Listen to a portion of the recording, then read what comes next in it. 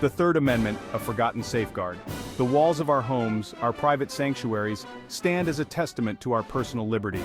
This freedom isn't a given, it's a right fiercely earned and enshrined in our Constitution. We often hear about the First and Second Amendments, but what about the Third? Tucked away, often overlooked, it stands as a stark warning against government overreach. The Third Amendment prohibits the forced quartering of soldiers in private homes. Our forefathers specifically forbade the government from commandeering our personal spaces for military housing, even during times of peace or war. This seemingly simple decree speaks volumes about the principles upon which our nation was founded. A deep-seated distrust of unchecked authority and an unwavering belief in the sanctity of individual liberty. Quartering Act, the genesis of resistance. To truly grasp the significance of the Third Amendment, we must journey back to colonial America. Imagine a time when British soldiers, by royal decree, could barge into your home, demanding food, shelter, and even a place in your bed. This wasn't a scene from a dystopian novel, it was the reality under the Quartering Act, a series of laws imposed by the British Crown upon American colonists. The Quartering Act, passed in 1765, was one of the many sparks that ignited the flames of revolution. Colonists saw this act as a direct assault on their fundamental rights. Their homes, their private domains were violated, their hospitality coerced by a distant and tyrannical government. This resentment wasn't just about soldiers sleeping in your spare bedroom, it was about the principle of the matter.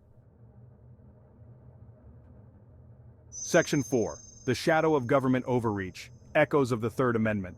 The spirit of the Third Amendment extends far beyond its literal interpretation. It's a bulwark against government overreach in all its forms. If the government can force you to house soldiers against your will, what's to stop them from dictating other aspects of your life? We see it in the ever-expanding regulatory state, where unelected bureaucrats dictate everything from the type of light bulbs we can use to the amount of water our toilets can flush. We see it in the push for socialized healthcare, where the government would control our healthcare decisions, our access to doctors, and even our end-of-life care. The Second Amendment, like the Third, is about more than guns. It's about self-reliance, about the power of the individual versus the power of the state. The Bill of Rights, with the Third Amendment at its heart, is a testament to this principle. Section 5. Beyond the Third, unearthing other forgotten freedoms. The Third Amendment isn't alone in its obscurity.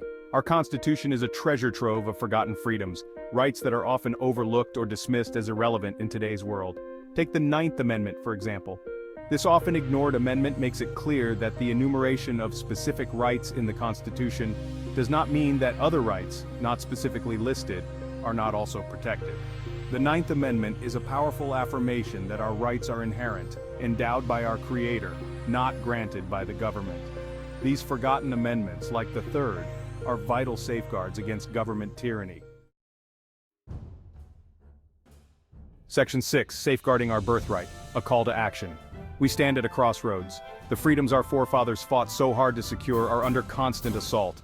The enemies of liberty, both foreign and domestic, seek to chip away at our rights, to replace individual responsibility with government dependence, and to silence any voice that dares to dissent. But we, the inheritors of a proud legacy of freedom, have a choice to make. We can succumb to apathy, or we can stand up, raise our voices, and fight for the principles that have made this nation great. The Third Amendment, a seemingly obscure provision of our Constitution, stands as a powerful reminder of this enduring truth. Let us not forget its lesson.